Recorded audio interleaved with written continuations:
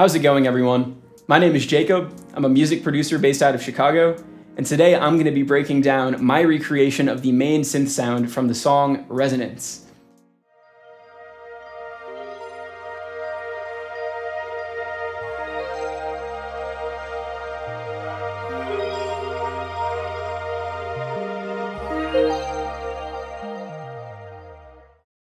I actually posted a short in early 2024 featuring this same patch, and in the time since, I've had some subscribers reach out asking if I could do a tutorial video explaining how to build that patch on the DeepMind 12. I thought that was a great idea, and so that is what I'm going to attempt to do here today. So yeah, Resonance. Resonance is just an iconic synthwave song by producer Home, also known as Randy Goff, or Joff. I'm not sure how to say his last name, but Home released Resonance as part of his debut album Odyssey in 2014. And since then, Resonance has become just woven into the fabric of 2010's internet culture. If you were online any time in the last decade, you almost definitely saw videos featuring Home juxtaposed against clips from like old Simpsons episodes or Blade Runner. And that's because for a lot of people, Resonance manages to evoke that nostalgia that you get from consuming media from the 80s or 90s. And there's a lot of YouTube videos that attempt to explain or analyze just how Resonance is able to capture this nostalgia, but that's not what I'm setting out to do here today. Instead, I want to zero in on that addictive synth brass patch that underpins the entire song. It's the first sound that you hear in Resonance, and despite all the memes surrounding it, I think that this patch has a strong argument to be one of the most culturally important synth sounds of the 2010s. For that reason, I do think it's worthy of a breakdown and a deep dive, and so without further ado, let's get into it.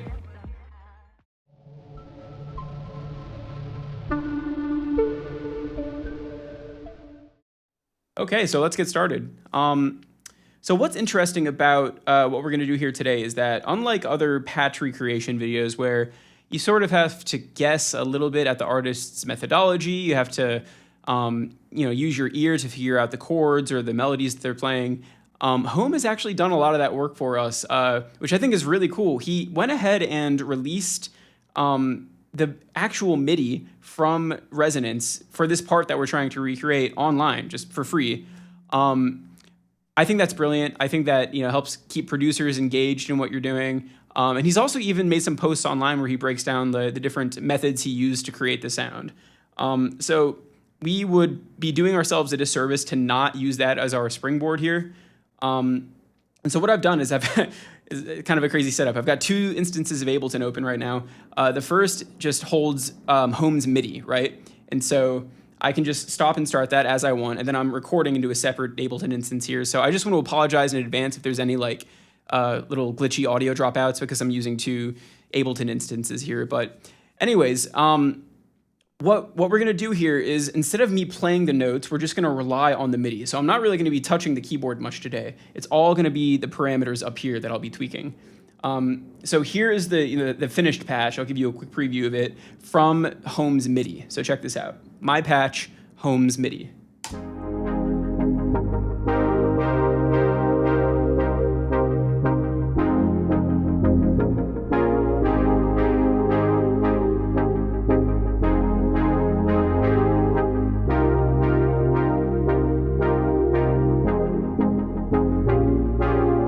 Yeah. So that's our goal, right? So we're going to start with an initialized patch, and then we are going to figure out how to get from there back to this finished patch I just showed you, right? So a couple things to consider, though, right? In one of his posts, Home talks about what he used to actually create the patch, right? It seems like he used a few layered instances of the Arturia Mini 5 soft synth, which is a VST, right? And what he did is he spent a lot of time drawing in automation for the filter envelope. And if you listen to the song, that makes a lot of sense. Each chord hit has sort of a different envelope for the filter. They decay at different rates. Some are brighter, some are softer. And he does this in a really musical way. I think this automation is the heart of what makes this sound so good and so addictive. But unfortunately, we can't automate, right? If I want to make a playable patch that you could download later after the video and play yourself, I can't rely on automation. I have to find a way to make the different things that he's controlling accessible at, a touch, right?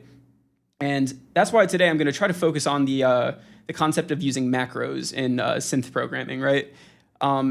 Instead of trying to independently control the filter attack and the decay and like different effects parameters, we're going to find a way to map all of those to the mod wheel here, right? So the way I do this, right, is I tried to observe relationships between the different changing parameters in Home's patch, right? One observation I made is that this is just a generalization. It's not true for every chord hit, but generally the longer notes tended to be brighter. The shorter notes tended to have darker filter cutoffs or lower filter cutoffs, right? So we can say that there's a relationship between note length and filter cutoff, or envelope decay and filter cutoff, right? So instead of having to control the filter cutoff and the envelope decay, with two hands, we could collapse those into a single macro and map that to the mod wheel, right? Another crucial relationship I've noticed is that the longer notes tended to have very little delay effect, whereas the shorter notes tended to have a very present audible delay effect, right? And so what we can do here is we can take those observations and collapse them using the mod matrix into one controllable macro, right? So we can actually use our right hand, of course, to play the notes if we'd like, and then our left hand can control the note lengths and the brightness and the delay amount all at once. So that's going to be our approach here. With that said, let's get into a patch. I'll go ahead and hold program and hit compare to initialize our patch. And then here's the same MIDI provided by Home with just a basic untouched patch.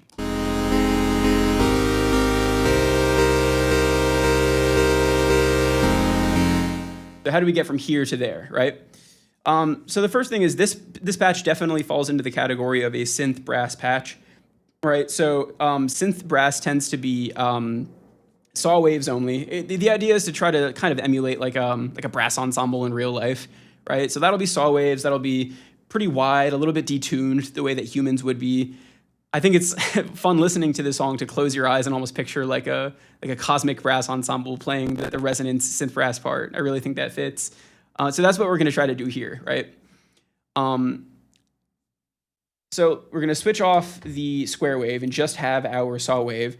And another thing to consider is that in another one of his posts, Home describes the part of the mastering process for this track was actually printing the entire thing to a cassette tape and pitching it down, right?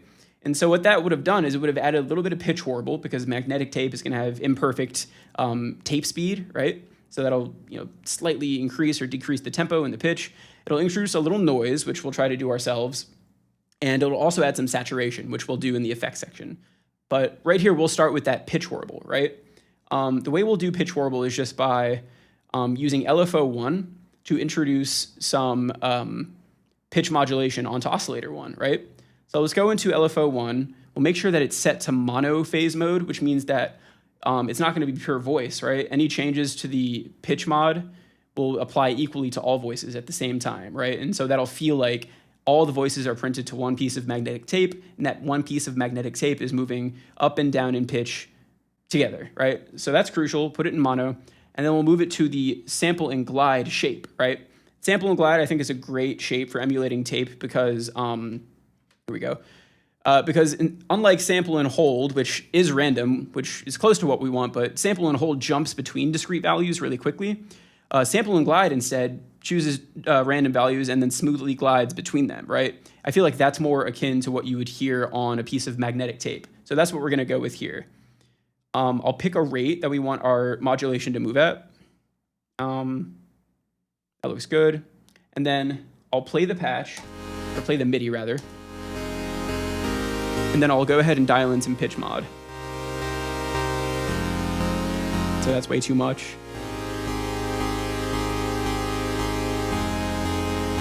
That's good. That feels like it's present and it's affecting the sound, but it's not something that's, in your face or very noticeable.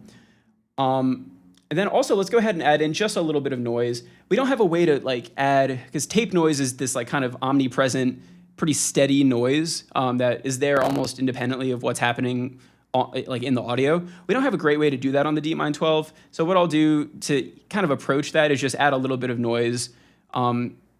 When the oscillators or when the filters close, you're not going to hear this. I'm aware of that. It's not going to sound like tape noise, but this is kind of as close as we can get. So I'll add just a bit of noise.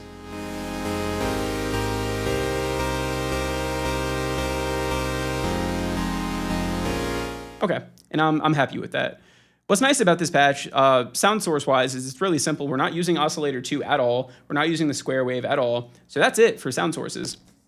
So let's go ahead and move on to the poly menu here, right? And so, like I said earlier, we want some unison like detuning because we're trying to emulate the like sound of maybe a cosmic brass ensemble. So unison 2 is going to be our best bet because if you look at the MIDI, these are some fairly thick chords, like the chords of 5, 6, 7 notes playing in unison. If we did any more than 2 notes, we'd quickly run out of voices here because we only have 12 voices. So we're going to use unison 2, which will let us play 6 notes at a time while still detuning those 2 voices, right? So I'm going to listen to the MIDI again and try to dial in an amount of detune that I like.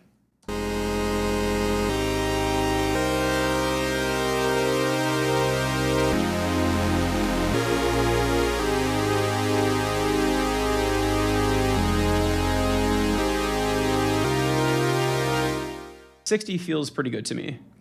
I like to, when I'm dialing things in like this, I like to kind of overshoot what I think the right value will be and then bring it back just to get an idea of the range I'm working with. So I'll dial in a little bit of oscillator drift and parameter drift just to add some more imperfection to kind of get at what you might expect if you printed this on tape. Yeah, and that's it for the poly section. So we're going to move on here to the VCF section. The VCF is going to be doing pretty much all the heavy lifting for this patch, right? That plus the effects. Like I said, a lot of the like musicality of this sound comes from the way that the filter moves and changes with each note. So we're going to really have this rely entirely on the VCF envelope, right? So I'm going to bring the frequency cutoff all the way down, and I'm going to have the envelope slider here do all the work. I'm also going to leave the resonance pretty low. And then with that in mind, I'm also going to have the LFO and keyboard tracking at 0. With that in mind, let's go over to the VCF envelope or envelope 2 and try to dial that in, right? So we can hear that this is what's shaping the sound primarily. When I listen to the original song, I hear that there's a very slight but present attack. And then there's a moderate decay, and that decay changes a lot, right, with each note. So let's start by dialing in that constant attack.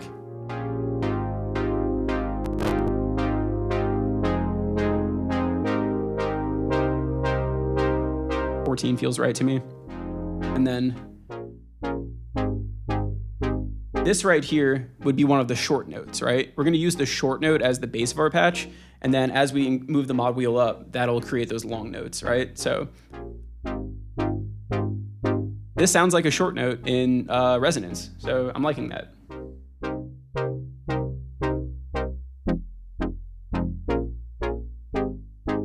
Yeah, I like where that's sitting. The release sounds good to me. Again, I apologize for the little audio glitches. There's not too much I can do about those just because of the setup I'm using. But yeah, so that feels good for the envelope, right?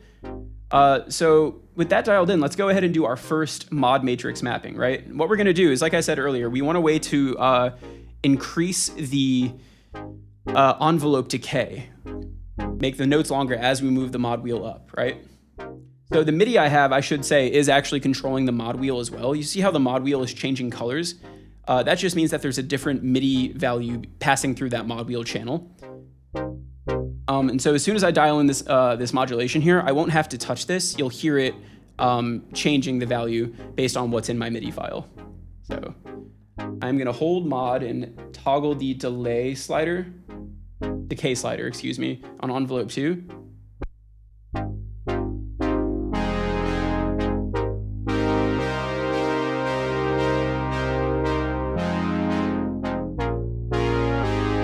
And you hear, as soon as I've added some depth, all of a sudden we've got that motion and musicality that we heard in the original patch. A little bright for my taste, so I'm going to actually move the envelope slider on the VCF section down a bit.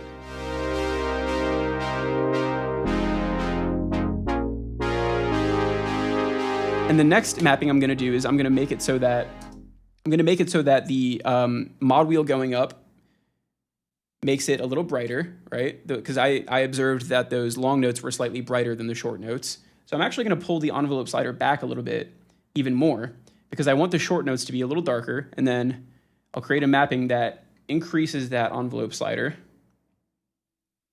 as the mod wheel opens. So let's try that. This one's pretty subtle.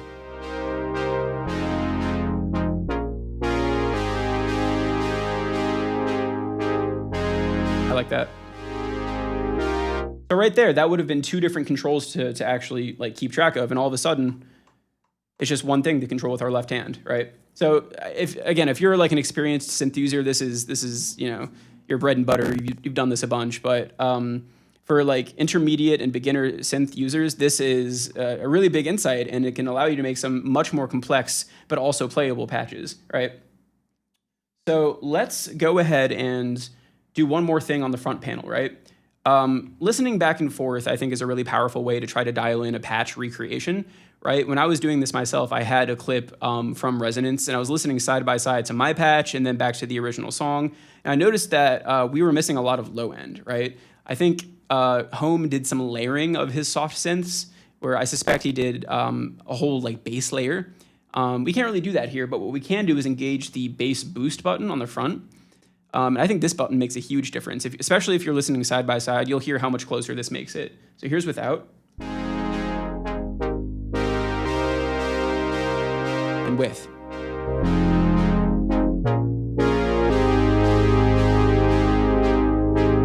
You hear how much warmer that gets? So I think that's an important one right there. So that gets us a lot of the way there. I think we can go ahead and move on to the effects section. So first thing, I'm going to go to insert mode so I don't have parallel signals. And then I'm going to start by engaging the multiband distortion effect. And that's because, like I said earlier, magnetic tape, when it's pushed, can introduce some saturation. So we want to try to add saturation ourselves to emulate that. So the first thing I'll do is I'll turn off that cabinet effect, because we don't want any sort of like EQ or phase changes from the cabinet. It's a cool effect, but that's not what we're going for here. And then we'll make sure that we're on the saturation distortion type. So to get that saturation, we'll push the input gain a bit, probably like, 4 or 5 decibels. And then we'll compensate by pulling back the output gain. 7, probably -7 is fine. And then finally, I'll go ahead and, I noticed this earlier, by default, the multiband distortion effect comes in with the high band level up by 2 decibels, but this is a pretty warm and dark patch, so I'm gonna get rid of that and just leave it at 0. Let's give it a listen now.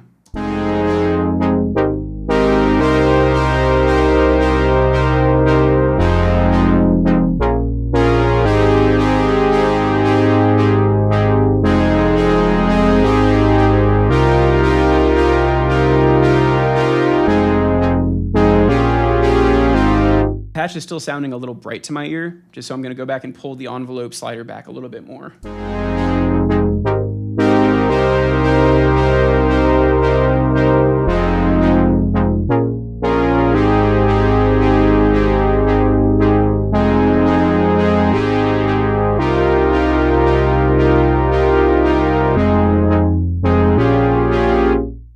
Okay, nice. I'm going to look at the releases, make sure those sound good to me.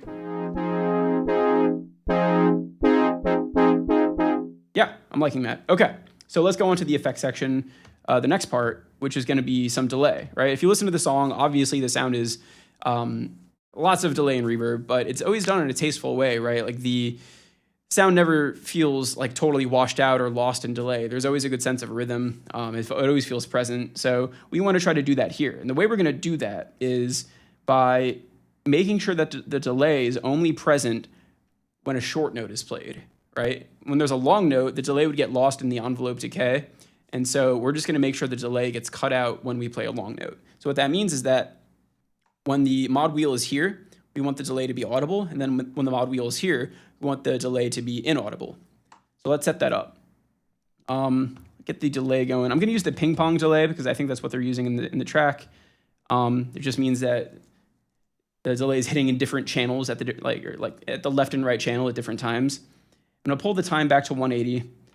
This can be something you play with for sure, the delay time, but that's what sounded good to me. And I'm also going to, this is a pretty, dark and warm sound, as I keep saying, so I'm going to pull back the high cut to like 4K, and I might dial this in as I listen. But let's try that out.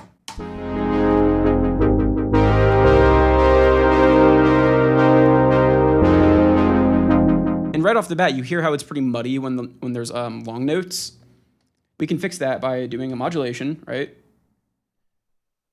As the mod wheel opens, I want the delay amount to come back by 24. So I'm going to do -24 in the mod slot to cancel out the 24 in the mix slot here, right? So I'll do -24, and I'll select mix to, effects to mix is what I want.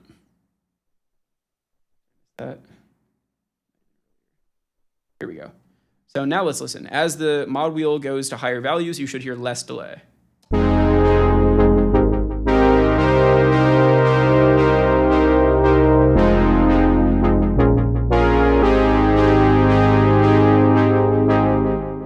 That sounds awesome, I think. So that's a really helpful modulation. It really keeps the sound present and clear and just free from unneeded delay echoes, right? I don't know if he's actually doing that in the track.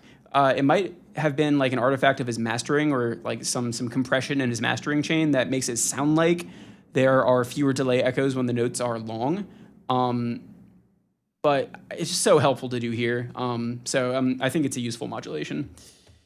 Moving on, though, we're going to use a really useful, convenient effect on the DeepMind called chorus verb. And chorus verb is exactly what it sounds like. It's chorus and reverb. I've talked about these kind of effects before on the DeepMind. They're kind of like multi-effects. They only take up one mod slot, but they get to do two different things, right? So I'll start by bringing the mix back a little bit. So this chorus verb has a parameter here in the top right called balance, right? And at really high values, here actually I'm going to increase the mix just to make it really audible. At high values, balance makes the chorus verb all verb and no chorus, right? So all reverb.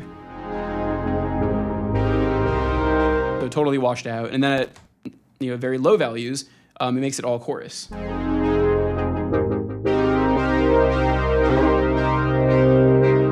Right? And so we definitely want some chorus, but we also want some reverb.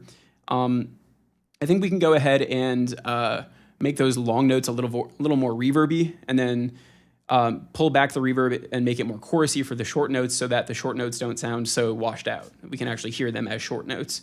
So let's put the balance basically in the middle, maybe a little biased towards the reverb side. I'll bring the mix back to like 20-something. And then let me dial in my chorus here. I liked this, it should be something you listen to, but I liked it around here.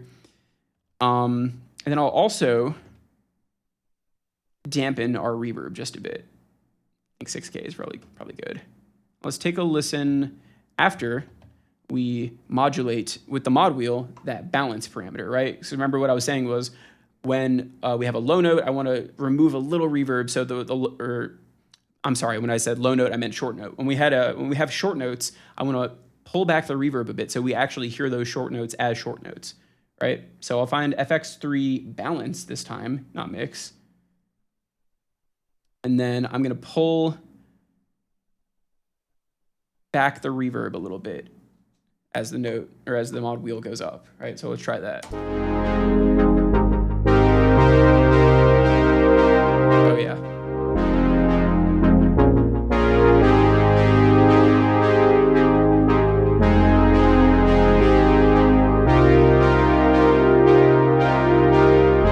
Just making another tweak to the decay in the envelope.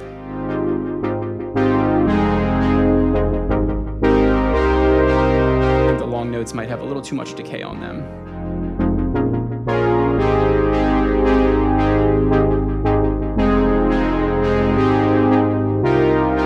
Just kind of listening holistically right now, comparing to what I remember from the song in my head.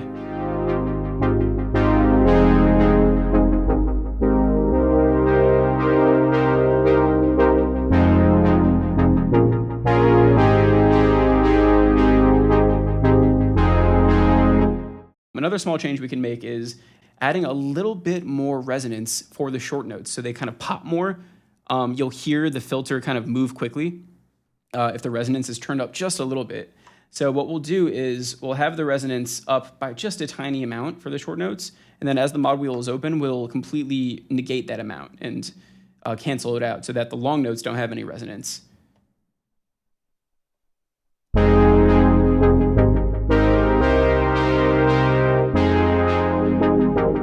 See how nice that sounds on the short notes, right? So I'm overdoing it right now. I'm going to pull it back in.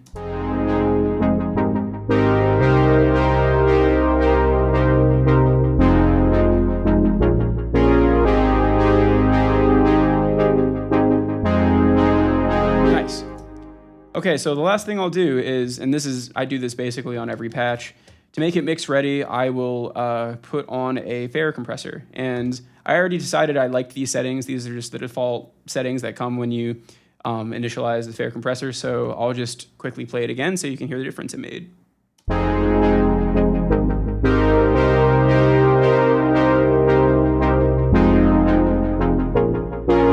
And as you're listening, watch the brightness of the light underneath the mod wheel, because that'll tell you the value coming from my MIDI file over to the mod wheel, right? So like if it's up, or if the light is bright, that means the mod wheel is up. If the light is off, that means the mod wheel is down, right? So you can see what I would be doing if I were playing this in real time. Yeah.